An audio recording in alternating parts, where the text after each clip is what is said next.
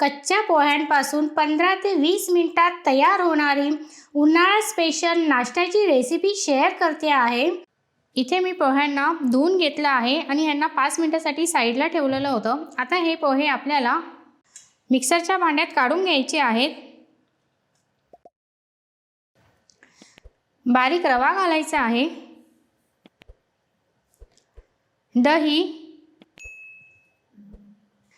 कढीपत्त्याची पानं आणि चवीप्रमाणे मीठ हे आपल्याला प्लस मोडवरती जाडसर वाटून घ्यायचं आहे।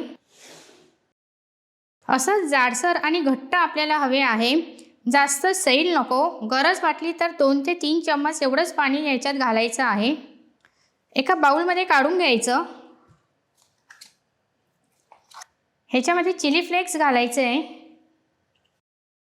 आणि थोडीशी बारीक चिरलेली कोथिंबीर आणि हे आपल्याला चांगलं मिक्स करून घ्यायचं आहे। याच्यामध्ये इनो किंवा सोडा घालायची गरज पडत नाही, हे असे छान असे मऊ बनतात। ह्याला आपल्याला 2 ते 3 मिनिटांसाठी साईडला ठेवून द्यायचं आहे, कारण की आपण ह्याच्यामध्ये रवाचा वापर केलेला आहे। इथे पोह्यांचं मिश्रण बघा एकदम परफेक्ट बनलेलं आहे। आता हाताला आहे ना थोडंसं तेल लावून घ्यायचं आणि लिंबाच्या आकाराचे गोळे तयार करून घ्यायचे।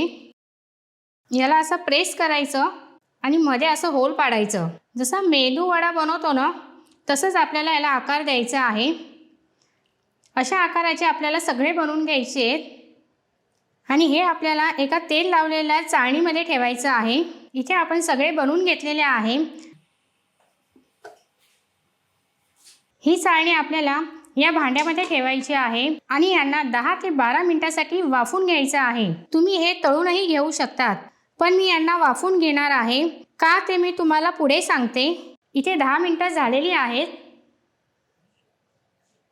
आता याला आपल्याला चेक करून घ्यायचं आहे। असं क्लीन निघालं तर समजायचं हे शिजलेलं आहे। इथे मी सगळे डिशमध्ये काढून थोडं थंड करून घेतलेलं आहे। आता आपल्याला यांना तडका द्यायचा आहे। त्याच्यासाठी कढईमध्ये आपल्याला तेल घ्यायचं आहे। ह्याच्यामध्ये राई घालायची, जिरं घालायचं, सफेद तीळ, हिंग,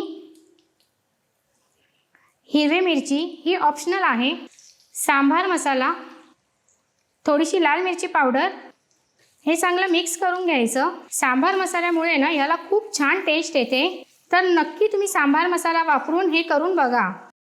आता आपण हे बनवलेले वडे जे आहेत ते ह्याच्यामध्ये टाकायचे आहेत। वरून थोडीशी कोथिंबीर घालायची आणि याला हलक्या हाताने मिक्स करायचे। इकडे बघा छान असं मसाल्याचं कोटिंग याला लागलेलं आहे। हे घ्या, इथे आपला पोह्यांचा नाश्ता बनून तयार झालेला आहे आणि मस्त असा सुगंधही येतोय। तर आपण पटकन याला डिशमध्ये सर्व करून घेऊया। हे तुम्ही बिना फोडणीचे सुद्धा खाऊ शकतात, तर फोडणी दिल्यावर हे अजूनच टेस्टी लागतात। या नाश्त्याला एकदा नक्की ट्राय करा, हा लहानांपासून मोठ्यांपर्यंत सगळ्यांनाच आवडेल।